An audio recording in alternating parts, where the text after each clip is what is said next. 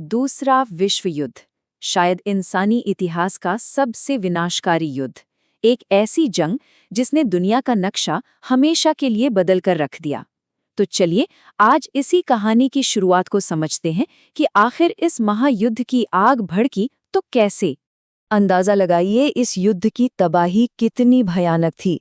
हंसते खेलते खूबसूरत शहर देखते ही देखते मलबे में तब्दील हो गए। करोड़ों लोगों ने अपनी जान गंवा दी और इसका असर आज भी दुनिया के देशों के रिश्ते कहीं न कहीं इसी युद्ध की परछाई में ही बनते और बिगड़ते हैं। लेकिन सबसे बड़ा सवाल तो यही है ना कि इतनी बड़ी, इतनी भयानक तबाही की वो पहली चिंगारी आखिर उठी कहाँ से? वो कौन सी वजहें थीं जिन्होंने पूरी दुनिया को इस आग में झोंक दिया? तो इस कहानी की जड़ें हमें मिलती हैं साल 1919 में। पहला विश्व युद्ध अभी अभी खत्म हुआ था और जीतने वाले देशों ने मिलकर एक शांति संधि तैयार की। इसे वर्साय की संधि या ट्रीटी ऑफ वर्साइस के नाम से जाना जाता है। अब देखिए, इस संधि में एक शर्त थी, आर्टिकल 231, जिसे वॉर गिल्ट क्लॉज भी कहते हैं, मतलब युद्ध का सारा दोष तुम्हारा है वाला क्लॉज। इसके मुताबिक पहले विश्व युद्ध से हुई हर तबाही का, हर नुकसान का इकलौता जिम्मेदार सिर्फ और सिर्फ जर्मनी को ठहराया गया। ब्रिटेन और फ्रांस का कहना साफ था, जर्मनी को हमारे हर नुकसान की भरपाई करनी होगी। और नतीजा क्या हुआ? जर्मनी पर $33 बिलियन का जबरदस्त जुर्माना लगा दिया गया। आज के हिसाब से ये रकम $270 बिलियन से भी ज्यादा बनती है। सोचिए, ये कर्ज इतना बड़ा था कि इसे चुकाने में जर्मनी को साल 2010 लग गया। इस जुर्माने का सारा बोझ आकर गिरा आम जर्मन लोगों पर। देश की अर्थव्यवस्था पूरी तरह से बर्बाद हो गई। हालात इतने खराब थे कि 1923 आते आते बर्लिन में एक ब्रेड का पैकेट 200 अरब मार्क में बिक रहा था। आप कल्पना कर सकते हैं? पूरे देश में बेरोजगारी और भुखमरी फैल चुकी थी। और जब किसी देश में इतनी हताशा, इतना गुस्सा और अपमान का भाव हो, तो वो माहौल एक तानाशाह के लिए सबसे उपजाऊ जमीन बन जाता है। और इसी माहौल के बीच जर्मनी की राजनीति में एंट्री हुई एडोल्फ हिटलर की। हिटलर को पता था कि लोगों का गुस्सा कैसे इस्तेमाल करना है। 1923 में उसने सरकार गिराने की एक नाकाम कोशिश की, लेकिन इससे वो और भी पॉपुलर हो गया। उसने सारा दोष यहूदियों और समाजवादियों पर मढ़ दिया। उन्हें जर्मनी की हर मुश्किल के लिए बलि का बकरा बना दिया। और फिर 1933 तक वो जर्मनी का सबसे बड़ा तानाशाह बन बैठा। हिटलर का बस एक ही सपना था, एक महान जर्मन साम्राज्य बनाना।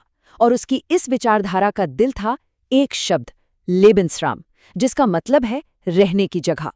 उसका मानना था कि जो श्रेष्ठ आर्य नस्ल के लोग हैं, उन्हें फैलने के लिए और जमीन और संसाधन चाहिए। ये सिर्फ जमीन पर कब्जा करने की बात नहीं थी, ये नस्लीय शुद्धता से जुड़ा एक बेहद खतरनाक सपना था। तो जैसे ही हिटलर सत्ता में आया, उसने वर्साय की संधि की धज्जियां उड़ानी शुरू कर दी। वो एक तरह से पानी को परख रहा था। ये देखना चाहता था कि यूरोप के बाकी देश उसकी इस हरकत पर क्या करते हैं। और फिर हालात बहुत तेजी से बिगड़ने लगे। 1935 में उसने संधि को तोड़ते हुए अपनी वायुसेना बना ली। 1938 में ऑस्ट्रिया पर बिना लड़े ही कब्जा कर लिया।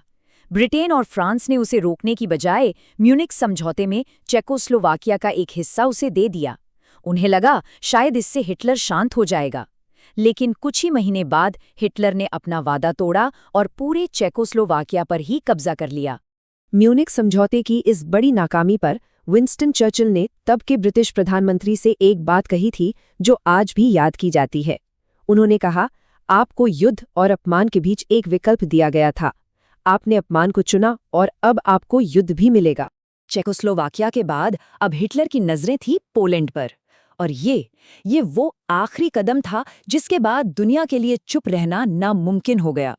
1 सितंबर 1939 करीब 10 लाख जर्मन सैनिकों ने पोलैंड पर हमला बोल दिया।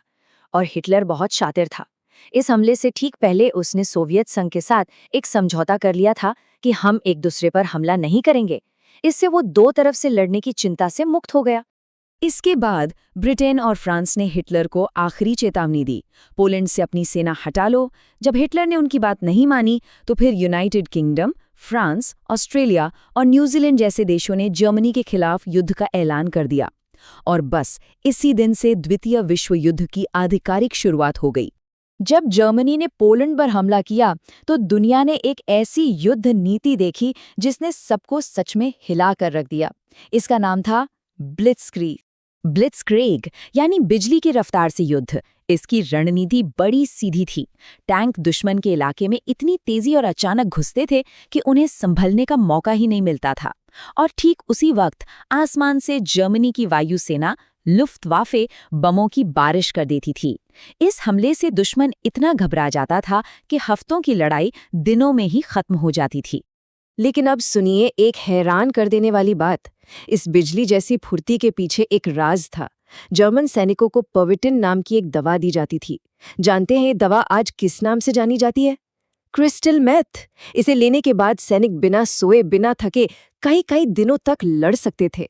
खैर, जैसे जैसे ये युद्ध आगे बढ़ा, दुनिया साफ तौर पर दो हिस्सों में बंट गई।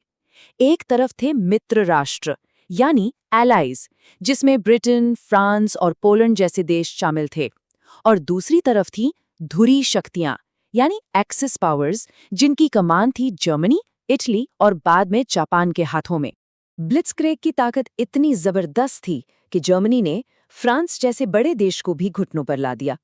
फ्रांस के हार के बाद डनकर्क के समुद्र तट पर मित्र देशों के करीब 3.5 लाख सैनिक बुरी तरह से फंस गए। उन्हें वहां से ऑपरेशन डायनामो नाम के एक चमत्कारी बचाव अभियान के जरिए निकाला गया। ये एक बड़ी कामयाबी तो थी, पर इसने ये भी दिखाया कि युद्ध की कीमत कितनी भयानक होती है। जुलाई 1940 तक आते आते हिटलर का कब्जा लगभग पूरे यूरोप पर हो चुका था।